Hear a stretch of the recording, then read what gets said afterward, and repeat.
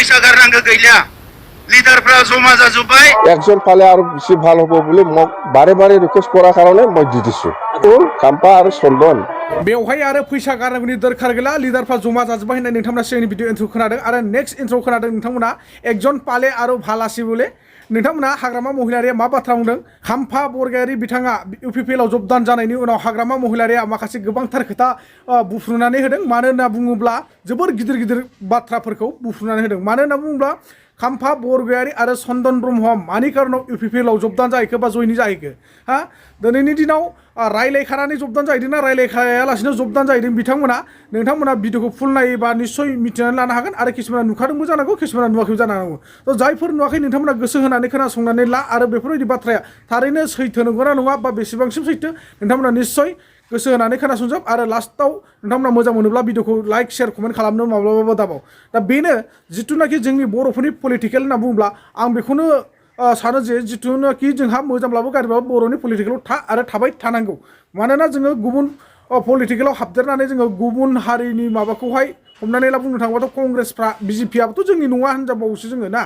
just बिथांमोना जोंखौ सापर्टल'सो central सरकार हिसाबै नङा होमबा नै बिथांमोननि सरकाराव थानानै जोङो खामानिखौ मावनो मालाबाबो दासान जोंहा जोंनि सरकार थख' सालाय आरो जोंनि बर'फोरनि गेजेराव सालाय जास्ट बैसोरजों एटाचल' थानांगौ आरोखि जाहाथे माखासे फान्ड सानफोरखौ लानानै फैनो थाखाय दा बेनो जिथुनाखि हाग्रामा महिलारिजों प्रमद बर' सारा रायलायखानानैसो चन्दन आरो खाम्फाखौ लांदों नामा नैबे मोनसे बिराद गिदिर साननो गोनां बाथ्रा मानोना हाग्रामा महिलारिया खुद गावनि खुगाजोंनो बुफ्रुना होदों आरो इउपिपिएलआव थारैनो गोरों गोरा मानसि गैमारा नामा गोरों गोरा गैयिनि खारनावसो दिनैनि दिनाव खाम्फा आरो चन्दन ब्रह्म बिथांमोनखौ इउपिपिएलआव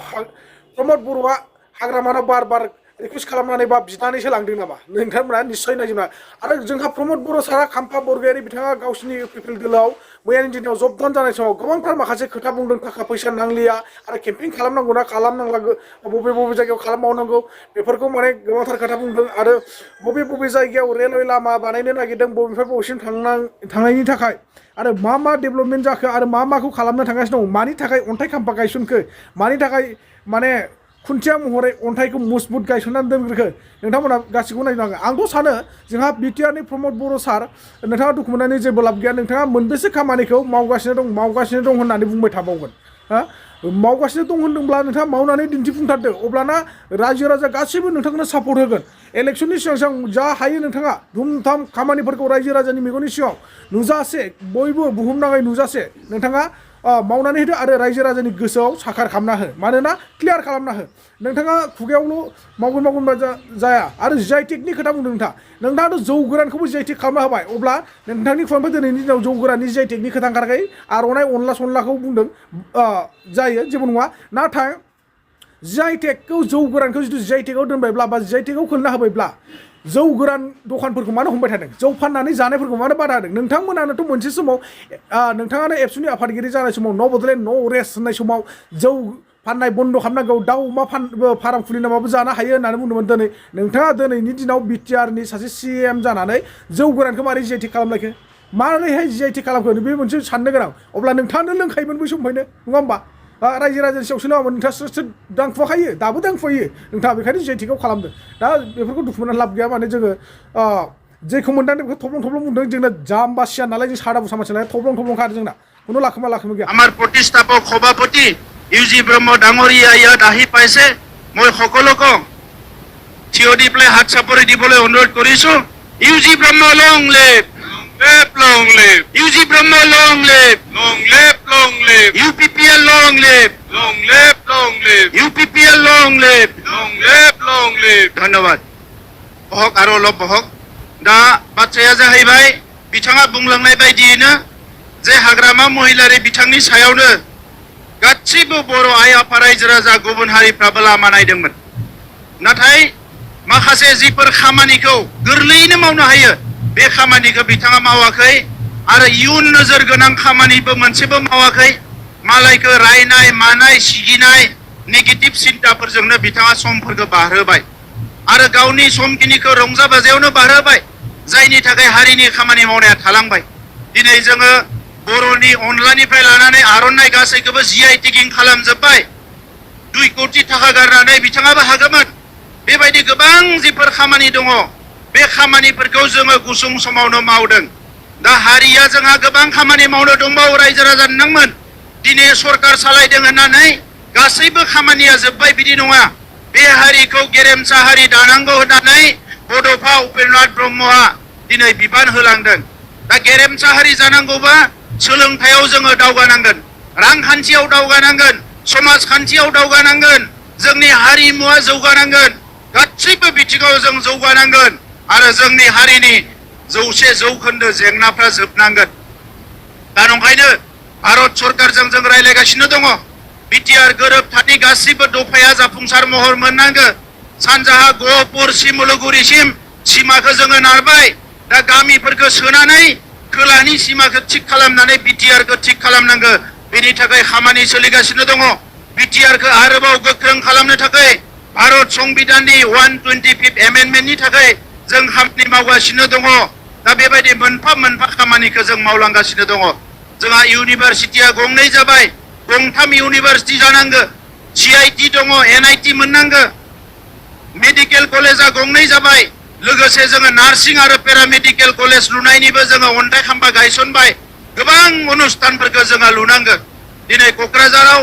100 कौटिनि मोनसे स्टेडियाम लुनो थांगासिनो दङ आरोबाव जोङो दिनै जोंनि गेलेग्राफोरखौ मोजां मोजां खाबु होनांगौ मोनसेबो बिथिंखौ जोङो गारनो नागिराखै दा नंखायनो दिनै चिरां जिल्ला हिसाबै चिरां जिल्लानि जोंहा साहाथिंजाय भुटानाव मोनसे गिदिर सिटि जानो थांगासिनो दङ दा बे सिटिनि खोला फारसे जोंनिनो जायगा दा बेखौ जोङो डेभेलप खालामनांगोन बे गेलेमफुंसिम ट्रेननि थाखाय ट्रेन फैनायनि दिनै लाहार फाहार खालामगासिनो दङ ट्रेन लामा बानायनो थाखाय नेशनेल हाइवेखौ मोजां खालामनाय जागोन बे ओनसोला रांखान्थि फारसे भबिष्यत गोनां मोनसे ओनसोल दा बे ट्रेड सेन्टार एबा भुटाननि जि टुरिजिम स्पट बेवहाय 28 कोटि टाका सेंसन होनाय जाबाय बिनि थाखाय DPR सोलिगासिनो दङ आरो भारतनि प्राइम मिनिस्टार बिथांखौ जोङो लोगो हमनो थाखाय जोंनि सानै MP आरो आं जोङो नागिरदों बा आं मिजिंथिदों जों थाबैनो लोगो मोनगोन आरो अब्ला जोंनि बाखि थानाय जेंनाफोरखौबो जोङो जिखिनि दङ सुस्रांनो थाखाय जोङो लामा लादों दा नंखायनो आङो गोलाव बाथ्रा बुंला आं बयखौबो खावलायबाय दिनैनि उनाव जोंहा 14 चिरां समस्तियाव एफा एनै मायबा मायबि गेना गोरोन्थि एफा एनै बुजियै दङबा क्लियार खालामदों आरो दिनैनि उनाव आं सानदों 14 चिराङाव इलेक्शन केम्पिं खालामनांगौ दोङो ना गैला रायजोफोर दोङो ना गैला क्लियार खालामनांगोन खिन्थु बेवहाय आरो फैसा गारनांगौ गैला लिडारफ्रा जमा जाजोब्बाय बेवहाय बयबो ज' जानानै इलेक्शन देरहानांगौ लामा दालां जाम्फै दै फरायसालि जि बानायनांगौ जों दायित्व लाजोब्बाय आरो अलरेडि कलेजाथ' प्रभिन्सियेलाइज जाबाय हायार सेकेन्डारिखौ जोङो रुनिकाटा प्रभिन्सियेलाइज खालामनायनो थाखाय नाजागासिनो दं तो प्रमोद बर' आरो মই দুইজনে আলোচনা কৰিহে কাম্পা ডাঙৰীয়াক ডেপুটেশ্যনত আমি পাঠাই দিছোঁ UPPLত ডেপুটেশ্যনত কথাটো হ'ল এনেকুৱা আগত আমি চন্দনক পাঠাই দিছিলোঁ ডেপুটেশ্যনত তাৰমানে এনেকুৱা প্ৰব্লেম UPPLৰ যিটো BTR একৰ্ড এই একৰ্ডটো ৰূপায়ণ কৰাৰ ক্ষেত্ৰত UPPL দলত বুদ্ধি থকা এক্সপাৰ্ট মানুহ জ্ঞানী মানুহৰ অভাৱ হৈছে জানে সেইকাৰণে প্ৰমোদ বড়োৱে মোৰ লগত আলোচনা কৰি পেলাই আগত চন্দনক লৈ গৈছে মই পাঠাই দিছোঁ ডেপুটেশ্যনত আৰু লাগে বোলে